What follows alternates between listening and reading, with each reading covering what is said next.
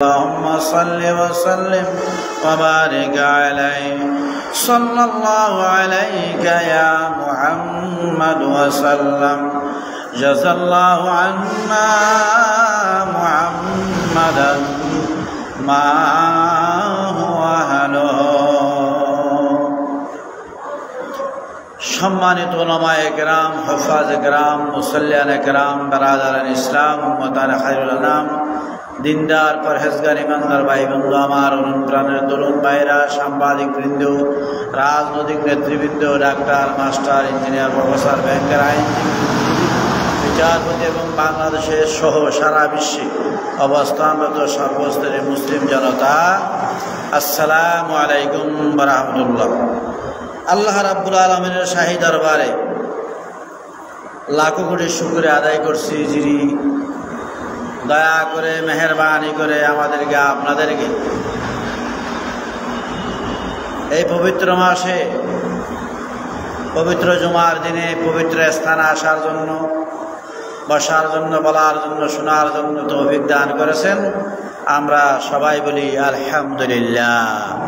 পাশাপাশি প্রিয় নবীজির শান অসংখ্য অগণিত দরুদ ও সালাম প্রেরণ করছে, যাকে মহান রব্বুল আলামিন গোটা বিশ্ববাসীর জন্য প্রেরণ করছেন রাহমাতুল লিল আলামিন হিসেবে, সৈয়দুল মুরসালিন হিসেবে, খাতামুন নবীয়িন হিসেবে, আকায়ে নামদার, মদিনার তাজদার, ও পরকালের কর্ণধার, সত্যের সাধক, বার্তার বাহক, অবসংস্কৃতি এক কিংবদন্তি সৈনিক, সংস্কারক হিসেবে যাকে প্রেরণ করেছেন, সেই মহান নবী, শ্রেষ্ঠ নবী, শুরু নবী, শেষ নবীর রওজা মুবারকের উপরে জানাই হাজার কোটি দরুদ ও সালাম। পাশাপাশি পৃথিবীর শুরু থেকে আজ পর্যন্ত দিন প্রতিষ্ঠার সংগ্রামে যারা শাহাদাত বরণ করেছেন, আল্লাহর একত্ববাদ, নবীর রাসালাকে ব্যক্তিগত জীবনে, পারিবারিক জীবনে, সামাজিক জীবনে, ব্যবসায়িক জীবনে, রাজনৈতিক জীবনে, সর্বক্ষেত্রে মানুষের শান্তির জন্য, ইহকালীন শান্তির জন্য, পরকালীন মুক্তির জন্য কোরআনের বাণীকে বাস্তবায়ন করতে গিয়ে যারা শাহাদাত বরণ করেছেন, তাদের কবর দরজা বুলন্দ কামনা করছি। যারা জীবিত আছে তাদের দীর্ঘায়ু সুস্বাস্থ্য কামনা করছি। প্রিয় হাজরিন, আমরা সবাই ইতিমধ্যে অবগত হয়েছি, একের পর এক আমাদের উপর বাংলাদেশের প্রায় 19 জেলার উপরে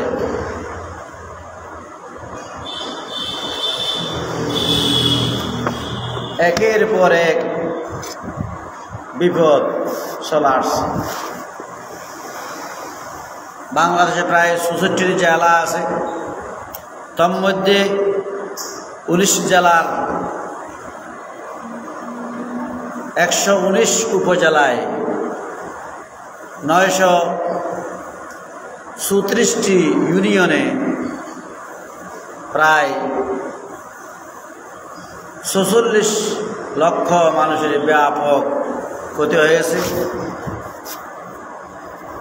রিমাল নামক ঘূর্ণিঝড় এর মাধ্যমে।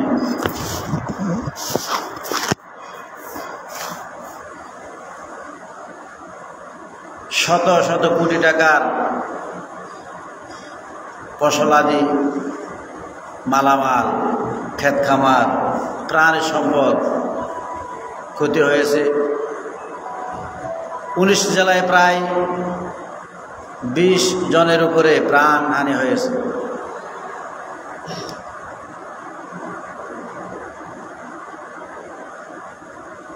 এই যে বিপদ, ঘূর্ণিঝড় রিমাল নামক যে ঘূর্ণিঝড়, এগুলো কি কারণে হচ্ছে? প্রচণ্ড তাপ, তীব্র তাপ কি কারণে হচ্ছে? অবিরাম বৃষ্টি, শিলা বৃষ্টি কি কারণে হচ্ছে? এখান থেকে মুক্তি পাওয়ার উপায় কি? পরিত্রাণ পাওয়ার উপায় কি? কি কারণে আযাব আর গজব আসছে? এখান থেকে রেহাই বা মুক্তি পাওয়ার উপায় কি আছে? পরিত্রাণ কি আছে?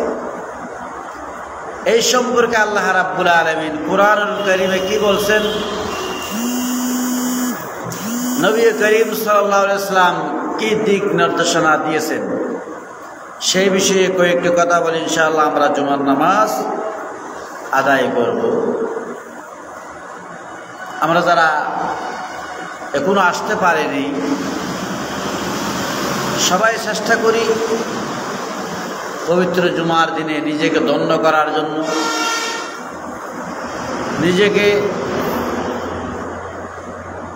সুখী সমৃদ্ধি করার জন্য, নিজেকে স্বাস্থ্যবান করার জন্য আমরা এই গুরুত্বপূর্ণ দিনকে মূল্যায়ন করি। পৃথিবীর শুরু থেকে আজ পর্যন্ত সব সময় একটা ষড়যন্ত্র আছে।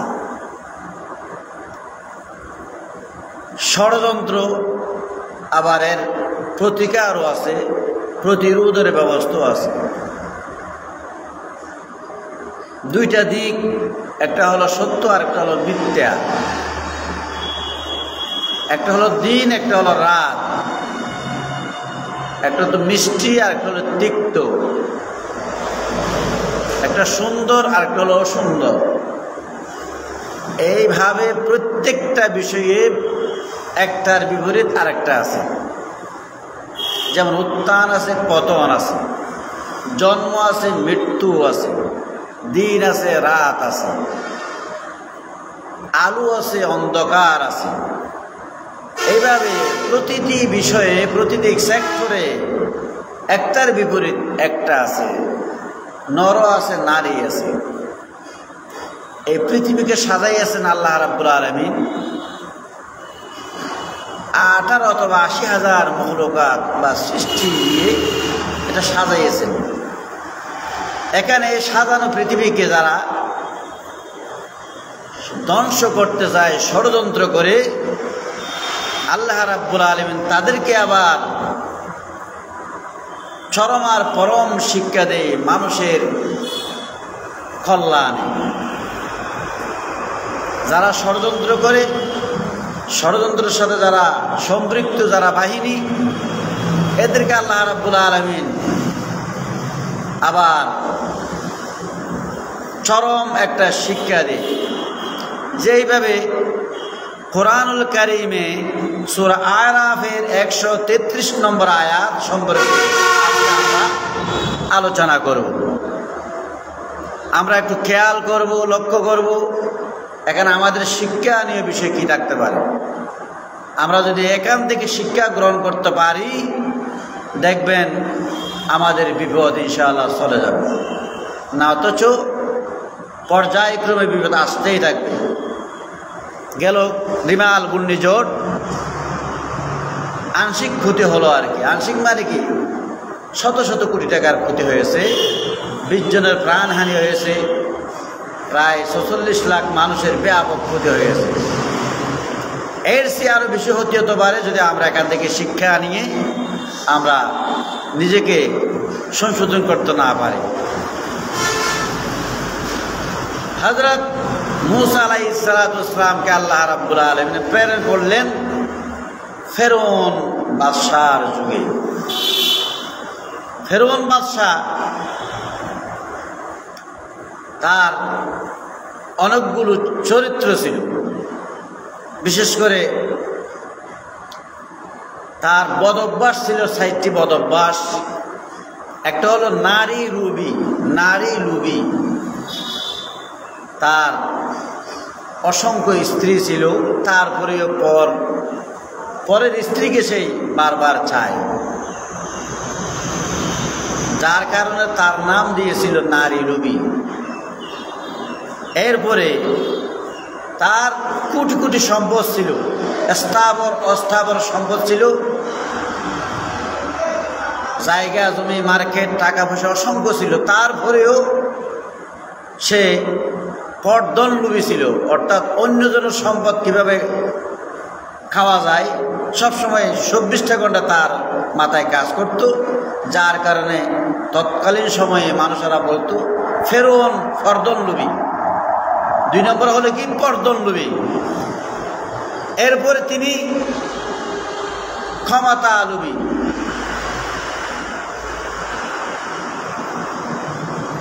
সেই সবসময় ক্ষমতার জন্য পাগল ছিল। তার অভ্যাস যেইভাবে হোক যে কোনো একটা ক্ষমতায় থাকার জন্য তার একটা চিন্তা চেতনা কাজ করত। তার দৃষ্টিভঙ্গি সবসময় কিভাবে ক্ষমতায় থাকা যায়, যার কারণে মানুষেরা বলতো ক্ষমতা লোভী। 3 নম্বর গেল। 1 নম্বর হলো নারী লোভী, 2 নম্বর হলো পর্দন লোভী, 3 নম্বর হলো ক্ষমতা লোভী, 4 নম্বর হলো অত্যাচারী। সে বড় জালেম ছিল, এমন জালেম ছিল পৃথিবীর ইতিহাসে আর তার তুলনার মতো কেউ ছিল না। তাকে পরাজিত করার মতো ব্যক্তি আর উঠে নাই। সবচেয়ে পৃথিবীর মধ্যে বড় জালেম ছিল, অত্যাচারী বাদশাহ ছিল ফেরৌন বাদশাহ। এই ফেরৌন বাদশাহ যখন দায়িত্ব পালন করে, মূসা আলাইহিস সালাতু সালাম তখন দাওয়াত দেয়। আল্লাহ রসুল বললেন, ক্বালা রাসূলুল্লাহি সাল্লাল্লাহু আলাইহি ওয়াসাল্লাম লাম্মা আতা মূসা ফিরআউনা বিররিসালা। মূসা আলাইহিস সালাতু সালাম ফেরৌনের কাছে গেলেন দাওয়াত নিয়ে। তিনি বললেন, মূসা নবী বললেন, হে ফেরৌন, আপনার বিরুদ্ধে জনগণ অসংখ্য অভিযোগ করেছেন। বিররিসালা, অভিযোগ শুনলেন। আপনার বিরুদ্ধে নারী লোভীর অভিযোগ আছে, আপনার বিরুদ্ধে পর্দন লোভীর অভিযোগ আছে, আপনার বিরুদ্ধে ক্ষমতা লোভীর অভিযোগ আছে, আপনার বিরুদ্ধে জুলুম নির্যাতনের বিরুদ্ধে অভিযোগ আছে। সুতরাং আপনি শুদ্ধ হয়ে যান, সংশোধন হয়ে যান। আপনি আল্লাহর উপরে বিশ্বাস করেন, নবীর উপর বিশ্বাস করেন। লাম্মা আতা মূসা ফিরআউনা বিররিসালা আইয়ুমিনা, আপনি ইমানদার হয়ে যান, আপনি কলমা পড়েন, এগুলো বাদ দেন, নারী লোভী বাদ দেন, পর্দন লোভী বাদ দেন, ক্ষমতার লোভ বাদ দেন, জোর জুলুম অত্যাচার বাদ দেন, আপনি সংশোধন হয়ে যান। ওয়াইয়ুরসিলা মাহু বানি ইসরাঈল, আপনি ইমান আল্লাহ হবে না, সাথে সাথে আপনার সাথে যারা বাহিনী আছে, আপনার নির্দেশে, আপনার হুকুমে, আপনার ইশারায় যারা কাজ করে তাদেরকে ইমান আনতে হবে। আপনি ইশারা করলে মানুষ হত্যা করে, আপনি ইশারা করলে জনগণ ওই আপনার ইশারায় মানুষেরা কষ্ট পায়, ডাকাতি করে, চুরি করে, জবরদখল করে, অন্যায় অত্যাচার করে। আপনাকে ইমান আনতে হবে। আইয়ুমিনা ওয়া আইয়ুরসিলা মাহু বানি ইসরাঈল, আপনাকে ইমান গ্রহণ করতে হবে, পাশাপাশি আপনার যারা বাহিনী আছে তাদেরকে ইমান আনতে হবে, আল্লাহর উপর ইমান আনতে হবে, আমি নবীর উপর ইমান আনতে হবে। তখন মূসা আলাইহিস সালাম এই কথা বলার পরে, দাওয়াত দেওয়ার পরে, ওই ফেরআউন বলল, ফাস্তাকবারা ক্বালা লাইন উরসিলা মাআকা বানি ইসরাঈল, তোমার এত সাহস, আমাকে সামনে নেয়া সাক্ষাৎকার করে আমার সামনে তুমি এই কথা বলো? আমি নারী লোভী, আমি পর্দন লোভী, আমি ক্ষমতা লোভী, আমি অত্যাচারী, তুমি এই কথা আমার সামনে বলছো? আমাকে ইমান আনার জন্য তুমি কথা বলছো, আবার আমার সাথে যারা আমার বাহিনী আছে তাদেরকে আমি আনতে হবে আল্লাহর উপরে, তোমার উপরে। এই ফালতু কথা আমি মানি না, এই ফালতু কথা আমি মানি না। ফাস্তাকবারা, সেই ফেরআউন অহংকার করে বলল, এটা আমি বয়কট করলাম, তোমার কথা আমি মানব না, বয়কট করলাম। তখন আল্লাহ রাব্বুল আলামিন ফেরাউনের যুগে ফেরাউনের যারা অনুগত ছিল, বাহিনী ছিল, এরা যাতে বুঝতে পারে, কষ্ট পায়, তখন আল্লাহ রাব্বুল আলামিন সিদ্ধান্ত গ্রহণ করলেন, মূসা নবী শোনো, তুমি কষ্ট নিও না, তোমার দায়িত্ব তুমি পালন করছো। আমি আল্লাহ রাব্বুল আলামিন পর্যায়ক্রমে তাকে কি শিক্ষা দিই তুমি অপেক্ষা করে দেখো। আল্লাহ রাব্বুল আলামিন হুকুম করলেন, সব জায়গায় যেগুলো ক্ষেত খামার আছে যাতে ওই ক্ষেত খামার নষ্ট হয়ে যায়, শস্য শ্যামল ফসল করা যায়, ক্ষেত খামার কত সুন্দর, এগুলো যাতে না ওঠে। দেখা গেল কয়েকদিনের ভিতরে ক্ষেত খামার নষ্ট হয়ে গেছে, নতুন করে আর গজায় না, ধান ক্ষেত এইভাবে মরে যাচ্ছে। আপেল আঙ্গুর যেগুলো ক্ষেত খামারের জায়গা আছে সবগুলো আস্তে আস্তে নষ্ট হয়ে যাচ্ছে। এখন খাবার ঘাটতি পড়লো, দুর্ভিক্ষ শুরু হলো, খাওয়া দাওয়ার অভাব, খাইতে পারে না মানুষ, এইভাবে পানির অভাব হয়ে গেছে, খাদ্যের অভাব হয়ে গেছে। জনগণ সবাই গিয়া ফেরাউনকে বলল, এখন আমরা কি করতে পারি? যেদিকে যায় সেদিকে পানির অভাব, খাদ্যের অভাব। মানুষ একজন আরেকজনকে এইভাবে বলা বলি করতে শুরু করলো। একদিন, 2 দিন, 3 দিন গেল, কয়দিন উপবাস থাকতে পারে, পানি খাইতে পারে, পানির অভাব, খাদ্যের অভাব। একজন বলল, ও ফেরাউন শোনো, আপনি আমার উপর রাগান্বিত হবেন না, ক্রোধান্বিত হবেন না। আমাদের এলাকায় একজন মূসা ব্যক্তি আছে, সেই আল্লাহর সঙ্গে যোগাযোগ করে, কথা বললে সাথে সাথে ওর কথা মতন কাজ করে, সে একটা নতুন ধর্মের কথা বলে। এর আগে তো মূসা আলাইহিস সালাম ফেরাউনকে দাওয়াত দিয়ে চলে গেছে। তখন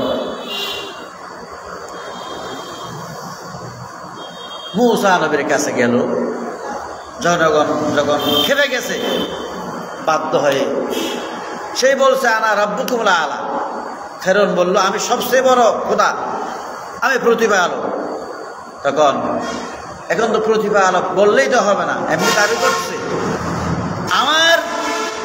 আমি কিং, আমি বড়, আমি সবচেয়ে ক্ষমতাবান, আমি সব কিছু করি, এটা মুখে বলে কাজে করতে পারে না।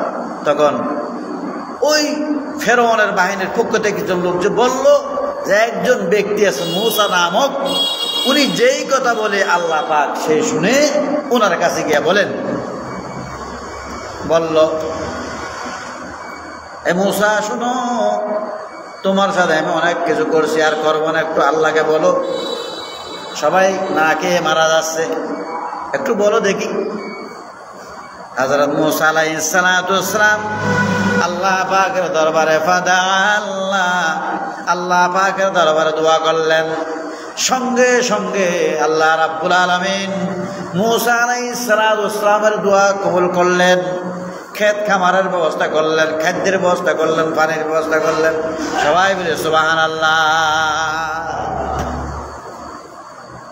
এরপর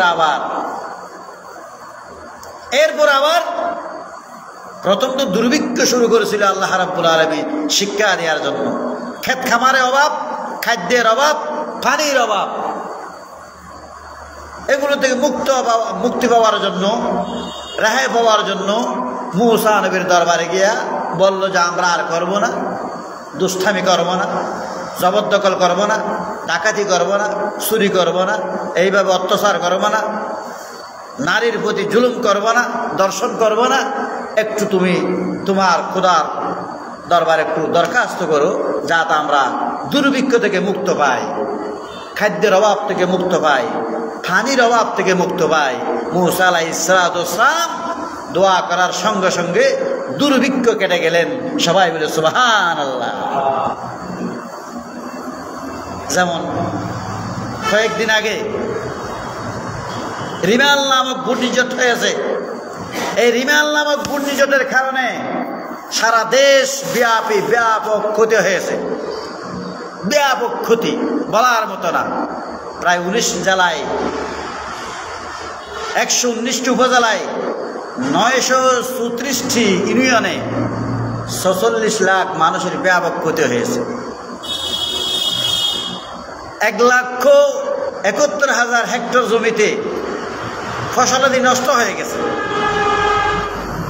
20 জনের উপর মানুষ মারা গেছে। এরপরে শত শত কোটি টাকা ক্ষতি হয়েছে। প্রায় কৃষিখাতে 508 কোটি টাকা, 508 কোটি টাকার ক্ষতি হয়েছে। এইভাবে 7.5 কোটি টাকা শুধু বিদ্যুৎ খাতে ক্ষতি হয়েছে। সব দিক দিয়ে মিলায় লক্ষ লক্ষ কোটি কোটি টাকা ক্ষতি হয়েছে রিমাল নামক ঘূর্ণিঝড়। যেইভাবে মূসা আলাইহিস সালামের যুগে মূসা নবীর দাওয়াত অমান্য করার কারণে ফেরাউনের আমলে এইভাবে দুর্ভিক্ষ হয়েছে। এখন মূসা কাছে যখন দণ্ডা দিল, আত্মসমর্পণ করলো, আপাতত তোমার ধর্ম আমরা গ্রহণ করব না, তারপরও একটু ভালো হয়ে যাব, একটু আমাদের জন্য দোয়া করেন আল্লাহর দরবারে। দোয়া করলো, দুর্ভিক্ষ কেটে গেল, ফসলাদি হলো, পানির ব্যবস্থা হলো, খাদ্যের ব্যবস্থা হলো। মানুষ আবার জোর জুলুম শুরু করে দিল। আগের মতো আবার জুলুমে লিপ্ত হলো। ডাকাতি, চুরি, নির্যাতন, হত্যা, ধর্ষণ, এইভাবে অনিয়ম, দুর্নীতি সব কাজে ফেরাউন এবং ফেরাউনের বাহিনী আবার জড়িত হয়ে গেল। আল্লাহ রাব্বুল আলামিন দ্বিতীয়বারের মতো ওই ফেরাউনকে শিক্ষা দেওয়ার জন্য ব্যবস্থা গ্রহণ করলেন। কি ব্যবস্থা? দেখা গেল সমুদ্রের যত পানি, পুকুরের যত পানি, খাল বিলের যত পানি, স্বাভাবিক যে পানি, এগুলো গাঢ় হয়ে গেল, শক্ত হয়ে গেল, দর হয়ে গেল। তখন সমুদ্রের মাছ মারা গেল, পুকুরের মাছ মারা গেল, নদীর মাছ মারা গেল। গন্ধকে গন্ধ, আর মানুষ থাকতে পারে না। বাতাস ভারী হয়ে উঠলো, মানুষ কান্নাকাটি শুরু করলো। যেদিকে যায় সেদিকে গন্ধ, মাছের গন্ধ, পচা গন্ধ, সব মরে গেছে মাছ, স্বাভাবিক পানি নাই। মানুষ অনাহারে, অর্ধাহারে, অনিদ্রায় মানবতার জীবন যাপন শুরু করলো আবার পুনরায়। ফেরাউনের কাছে আবার যাওয়া শুরু করলো তার বাহিনীরা। এই ফেরাউন বাদশা, শুনেন, আমাদের যে সমস্যা, আমরা বসবাস করতে পারছি না, গন্ধ আর গন্ধ, দুর্গন্ধ আর দুর্গন্ধ, আমরা নাকি নিঃশ্বাস নিতে পারি না, দুর্গন্ধ আর দুর্গন্ধ। আমিও তো এরকম অবস্থায় আছি, আমিও তো যেদিকে যাই সেদিকে দুর্গন্ধ পাই। এইভাবে সমুদ্রের মাছ, সব মাছ মরে গেছে, পুকুরের মাছ, সব মাছ মরে গেছে। এইভাবে হাল বিলের মাছ, সব মাছ মরে গেছে। ওখানে যখন হাত দেওয়া হয় তখন পানির মতো পানি নাই, এগুলো শক্ত হয়ে গেছে পানি, এইভাবে দর হয়ে গেছে। এখন বোঝা গেল। আরেকজন বলল, ফেরাউন আবার আগের মতো যান মূসা নবীর দরবারে। মূসা নবীর দরবারে যদি যাইয়া আপনারা বলেন, উনি যদি আল্লাহর দরবারে দোয়া করে, আল্লাহ রাব্বুল আলামিন দোয়া কবুল করেন। সুতরাং আবার গেল মূসা নবীর দরবারে ফেরাউন গেল, বলল, আমরা আর দুষ্টামি করব না, নষ্টামি করব না, এইভাবে জানাবে অত্যাচার জুলুম করবো না, নির্যাতন করবো না, একটু দোয়া করো তোমার খোদার দরবারে। তখন মূসা আলাইহিস সালাম আল্লাহ পাকের দরবারে ফাদা রাব্বাহু, আল্লাহ পাকের দরবারে মূসা আলাইহিস সালাম দোয়া করলেন। দোয়া করার পরে দেখে গেল আবার স্বাভাবিক হয়ে গেল। এইভাবে ওই সমুদ্রের পানি, খাল বিলের পানি, এইভাবে পুকুরের পানি আবার স্বাভাবিক হয়ে গেল। হয়ে যাওয়ার পরে আবার ফেরাউন এবং তার বাহিনী আগের মতো ওই খারাপ কাজের মধ্যে লিপ্ত হয়ে গেল। সবাই বলি নাউযুবিল্লাহ। এরপরে আল্লাহ রাব্বুল আলামিন চূড়ান্ত সিদ্ধান্ত গ্রহণ করেন পর্যায়ক্রমে। মূসা নবী, তুমি দাওয়াত দিতে থাকো, একবার না পারিলে দেখো শতবার। বাল্লিগু আন্নি ওয়ালাউ আয়া। আল্লাহ রাসূল বললেন, ক্বালা রাসূলুল্লাহ সাল্লাল্লাহু আলাইহি ওয়াসাল্লাম, বাল্লিগু আন্নি ওয়ালাউ আয়া। রাসূল বলেন, আমার পক্ষ থেকে যদি একটা শব্দ জানো সত্যের বাণী, বাল্লিগু আন্নি ওয়ালাউ আয়া, একটি আয়াত যদি জানো, একটি হাদিস শরীফ জানো, মানুষের কল্যাণে, ইহকালীন শান্তিতে, পরকালীন মুক্তির জন্য মানুষকে দাওয়াতি কার্যক্রম চালিয়ে দাও। मूसा अलैहिस्सलाम आता मूसा फिरौना बिररिसाला। मूसा अलैहिस्सलाम दाওয়াতি কার্যক্রম করতে থাকলেন। এরপর বয়কট করেন ফেরাউন, मूसा নবীর কথা শুনে না। তারপরেও ওই ফেরাউনের আগের চরিত্র রয়ে গেল, সেই নারী লুবি রয়ে গেল, সেই পর্দন লুবি রয়ে গেল, সেই কমাতা লুবি রয়ে গেল, সেই অত্যাচারী বাদশা রয়ে গেল। সংশোধন হলো না। আল্লাহ রাব্বুল আলামিন মূসা আলাইহিসসালামকে বললেন, মূসা নবী শুনো, আমি এখন আস্তে আস্তে আরো কঠিন থেকে কঠিনতম শাস্তির দিকে আগাচ্ছি। সূরা আরাফে আল্লাহ রাব্বুল আলামিন বলেন 133 নম্বর আয়াতে, মূসা শুনো, فأرسلنا عليهم الطوفان والجراد والقمل والضفادع والدم آيات مفصلات فاستكبروا وكانوا قوما مجرمين। আল্লাহ রাব্বুল আলামিন এই আয়াতের মধ্যে 5 ধরনের শাস্তির কথা বলছেন।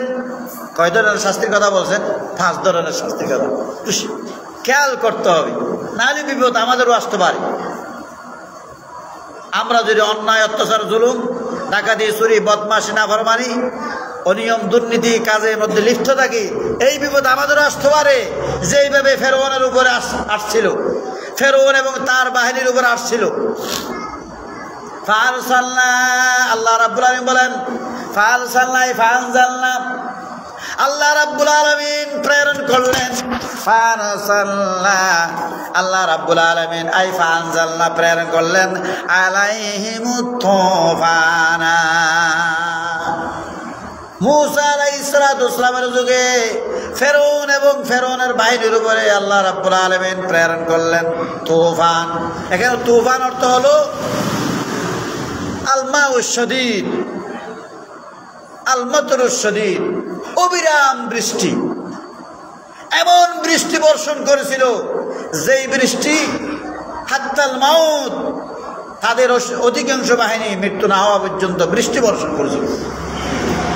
গাছপালা নষ্ট হয়ে গেছে, ক্ষেত খামার নষ্ট হয়ে গেছে, খাল বিল নদীর মাছ এক জায়গা থেকে অন্য জায়গায় চলে গেছে।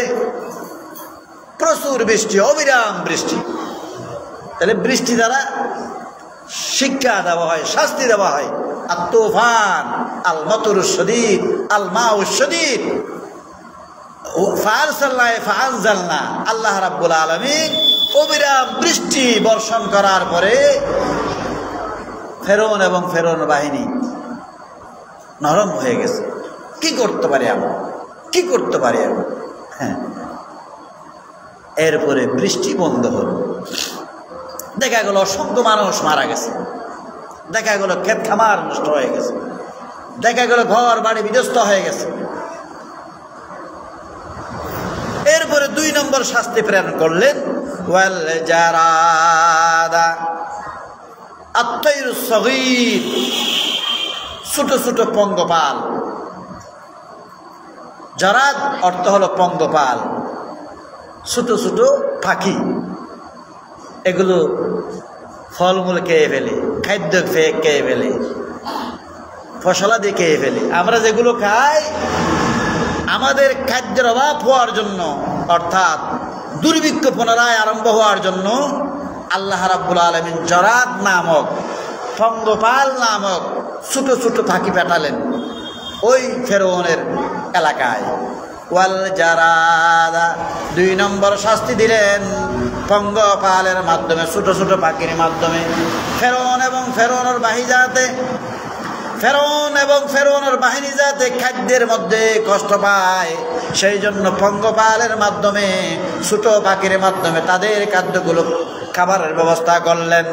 এরপরে 3 নম্বরে ওয়াল কুম্মালা, 3 নম্বর হুকুম দ্বারা শাস্তি দিলেন। এই যে মাথায় সার্বক্ষণিক সময় এবং আশাটা থাকে, হাত দ্বারা কাজ যাতে করতে না পারে, শুধু মাথায় এইভাবে চুলকানি, এইভাবে চুলকানি, উতাই চুলকায়। কিসের জন্য? উকুন দিছে, উন দিয়ে দেওয়া আছে, একে যাবো গুঁড়ো ওয়াল কুম্মালা।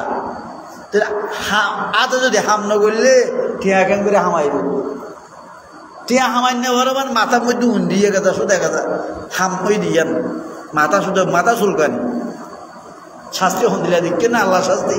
ওয়াল কুম্মালা, আল্লাহ ফেরৌন এবং ফেরৌনের বাহিনীরে ধ্বংস করি বেল্লাই হাজার হাজার কোটি কোটি উইন ফাটাই উকুন। ওয়াল কুম্মালা আই আসুস মানে দেখি গুঁড়ো উইন। 3 নম্বর। 4 নম্বরে যাতে ঘুমাইতে না পারে, যাতে কাজ করতে না পারে, ওই হাতের কাজকে মাথায় লাগাই দিলেন, যাতে ঘুমাইতে না পারে, পেশাব পায়খানা করতে না পারে। আল্লাহ রাব্বুল আলামিন লক্ষ লক্ষ কোটি কোটি ব্যাঙের ব্যবস্থা করে দিলেন। ব্যাঙ পাঠালেন, হাজার হাজার ব্যাঙ। এইভাবে ফালেঙ্গে শুলে ওখানে ব্যাঙ, এইভাবে কাজ করতে গেলে ওখানে ব্যাঙ, ঘুমাইতে গেলে ব্যাঙ, খাবার খেতে গেলে ব্যাঙ, ব্যাংকে ব্যাঙ 1000 ব্যাংকে ব্যাঙ। শাস্তির ব্যবস্থা করতেছেন আল্লাহ রাব্বুল আলামিন। সর্বশেষ পানি খাওয়ার জন্য পানি চাই, পানি পাই না, পানি তো বন্ধ হয়ে গেছে। সমুদ্রের মধ্যে পানি নাই, পানি শুকায় গেছে। খালে বিলে পানি নেই, পানি শুকায় গেছে। পুকুরে পানি নেই, পানি শুকায় গেছে। এইভাবে দাবা ফাইভ আছে, এইভাবে জন্না ফাইভ আছে, এগুলো দাবাইলে পানি ওঠে না। আল্লাহ রাব্বুল আলামিন এমন শাস্তি দিলেন, সর্বশেষ পানির বদলায় বললেন ওয়াদ্দামা, পানি আর খাওয়ানোর ব্যবস্থা নাই, তোমাদেরকে রক্ত খাওয়াবো। কি খাওয়াবো? রক্ত খাওয়াবো। ওয়াদ্দামা ফাআনজালনা দামা, অর্থাৎ ফাআরসালনা দামা। দাম্মা মানে অর্থ কি? রক্ত প্রবাহ। আল্লাহর রক্ত বর্ষণ করলেন, আসমান থেকে পানির পরিবর্তে রক্ত বর্ষণ করলেন। ফেরৌন এবং তার বাহিনী যাতে পানি খাইতে না পারে। সবাই বলে নাউজুবিল্লাহ। আল্লাহ চাইলে পারে না, কি পারে না? ফাআলুন লিমা ইউরিদ। একটু দরুদ শরীফ পড়ে আল্লাহুম্মা সাল্লি আলা সাইয়্যিদিনা মাওলানা মুহাম্মাদ ওয়া আলা আলি সাইয়্যিদিনা মাওলানা মুহাম্মাদ। প্রিয় হাজারিন, ওই ফেরৌন তার বৎসরিত্র ছিল বিশেষ করে 4টি। সেই পরদন লোভী ছিল, পর নারী লোভী ছিল, ক্ষমতা লোভী ছিল, অত্যাচারী জালেম ছিল। এদেরকে শিক্ষা দেওয়ার জন্য আল্লাহ রাব্বুল আলামিন ফেরৌন এবং তার বাহিনীকে শিক্ষা দেওয়ার জন্য তৎকালীন সময়ে 1 নম্বর অবিরাম বৃষ্টি বর্ষণের ব্যবস্থা করেছিলেন। এরপরে 2 নম্বর ওয়াল জারাদা, পঙ্গপাল দ্বারা খাদ্যের অভাব এবং দুর্ভিক্ষের ব্যবস্থা করেছিলেন। ওয়াল কুম্মালা, তার শরীরের কাজের মধ্যে যাতে ব্যস্ত থাকতে পারে সেই জন্য উকুনের ব্যবস্থা করেছিলেন। 4 নম্বরে সর্বক্ষেত্রে সর্ব জায়গায় সার্বক্ষণিক ব্যাঙের ব্যবস্থা করেছিলেন। সর্বশেষ যাতে তারা পানি খাইতে না পারে, সবসময় পিপাসায় যাতে তারা ব্যস্ত থাকে। ওয়াদ্দামা, ওই তারা পানির বদলায় যাতে পানি খাইতে না পারে। আল্লাহ রাব্বুল আলামিন আসমান থেকে বৃষ্টি পরিবর্তে রক্ত বর্ষণ করেছিলেন। এইগুলো কি জন্য করেছিলেন? আল্লাহ পাক বলেন আয়াতিন মুফাসসালাতিন, আমি এক এক ধরনের এক এক সময় এক এক ধরনের আমি শাস্তি দিলাম। কি জন্য জানো? আমি যাতে এই শাস্তি দিলাম যাতে তারা এখান থেকে শিক্ষা নিতে পারে। কিন্তু ফাস্তাকবারু, আল্লাহ বলেন কিন্তু ওই ফেরআউন এবং তার বাহিনী শিক্ষা গ্রহণ করেন নাই। তারপরও সেই ফেরআউন এবং তার বাহিনী অহংকার এবং অহমিকা, আমিত্ব, দাপটগিরি এগুলো তারা বাদ দেয়নি। আল্লাহ বলছেন ফাস্তাকবারু, সেই ফেরআউন তারপরও অহংকারে লিপ্ত, দাপটগিরিতে লিপ্ত, মাস্তারিতে লিপ্ত, ডাকাতি আর চুরিতে লিপ্ত, সেই সংশোধন হয় নাই। ওয়াকানু কওমান মুজরিমিন, ফেরআউন সম্প্রদায় তারা অপরাধের কাজের মধ্যে সবসময় লিপ্ত ছিল। সুতরাং তাকে আবার চরম একটা শিক্ষা দিতে হবে, চরম শিক্ষা দিতে হবে। এগুলো দেওয়ার পরে যখন সেই শুদ্ধ হয় নাই, তারপর তাকে চরম একটা শিক্ষা দিতে হবে। এটা হবে ইনশাআল্লাহ আগামী জুমাবারে। এই সর্বশেষ তাকে কি শিক্ষা দিলেন এটা আলোচনা হবে সময় শেষ। আমরা যারা সুন্নত পড়ি নাই, সুন্নত আদায় করলে ভালো হয়।